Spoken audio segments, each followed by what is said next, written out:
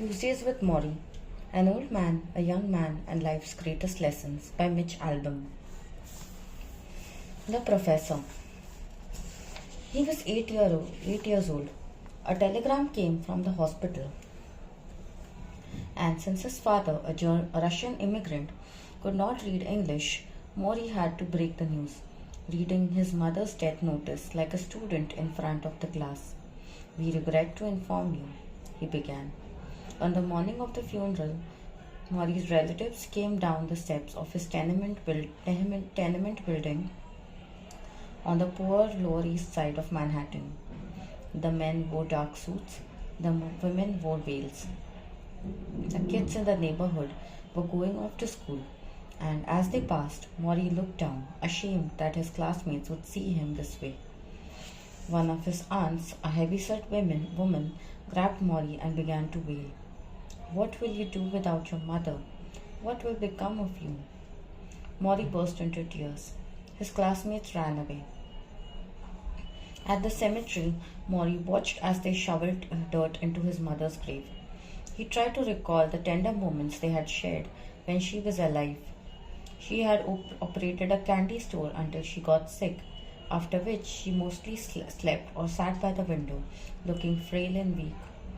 Sometimes she would yell out for her son to get her some medicine, and young Morrie, playing stickball in the street, would pretend he did not hear her. In his mind, he believed he could make the illness go away by ignoring it. How else can a child confront death? Morrie's father, whom everyone called Charlie, had come to America to escape the Russian army. He worked in the fur business, but he was constantly out of a job. Uneducated and barely able to speak English, he was terribly poor, and the family was on public assistance much of the time. Their apartment was a dark, cramped, depressing place behind the candy store. They had no luxuries, no cars. Sometimes, to make money, Morrie and his younger brother David would wash porch steps together for a nickel. After their mother's death, the two boys were sent off to a small hotel in the Connecticut woods where several families shared a large cabin and a communal kitchen.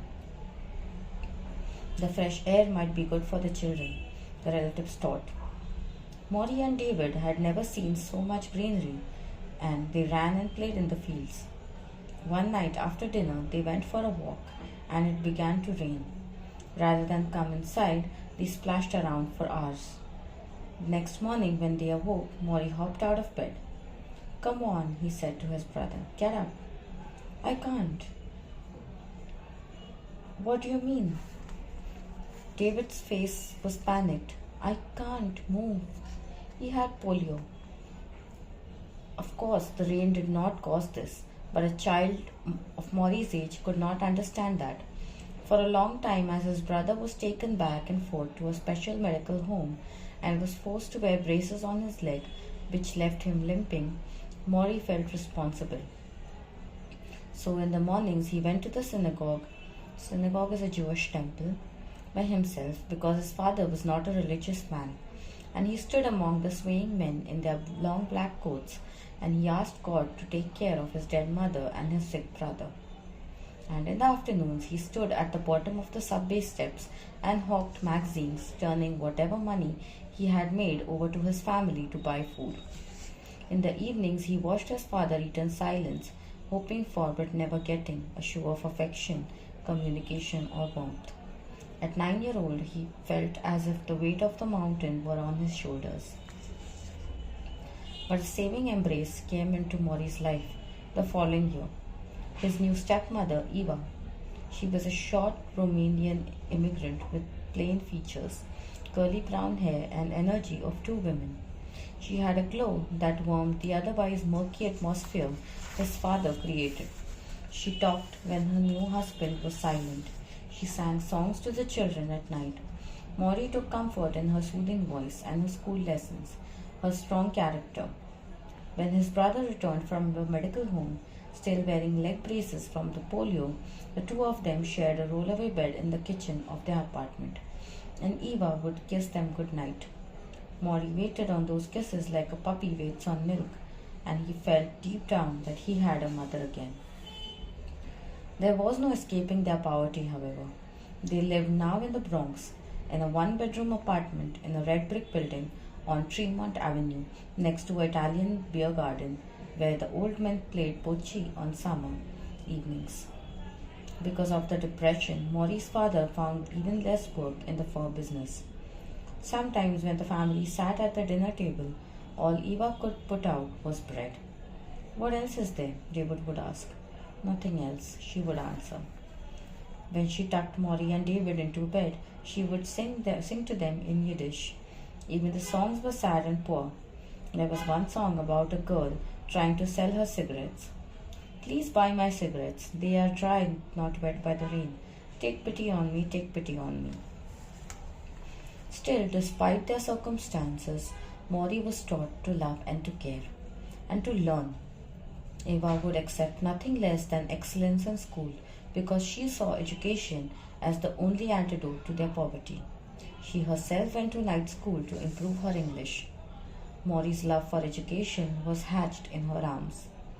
He studied at night by the lamp in the kitchen table, and in the mornings he would go to synagogue to say Yizkor, the memorial prayer for the dead, for his mother. He did this to keep her memory alive.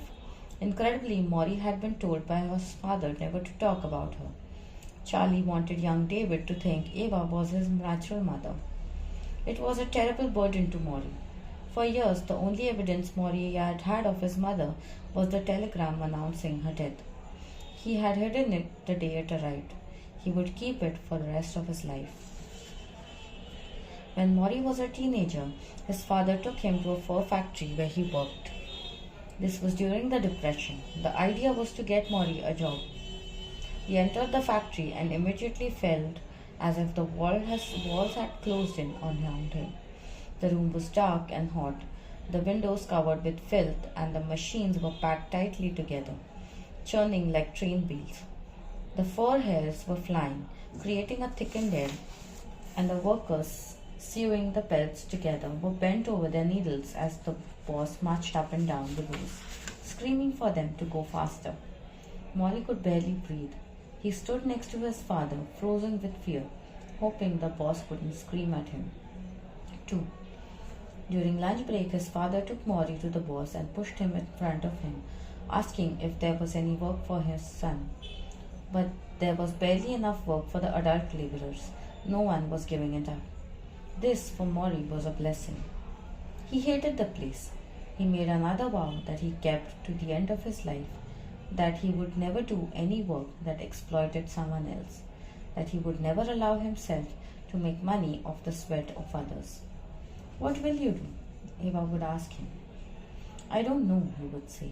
He ruled out law because he didn't like lawyers. He ruled out medicine because he couldn't take the sight of blood. What will you do? It was only through default that the best professor I ever had became a teacher. A teacher affects eternity. He can never tell where his influence stops.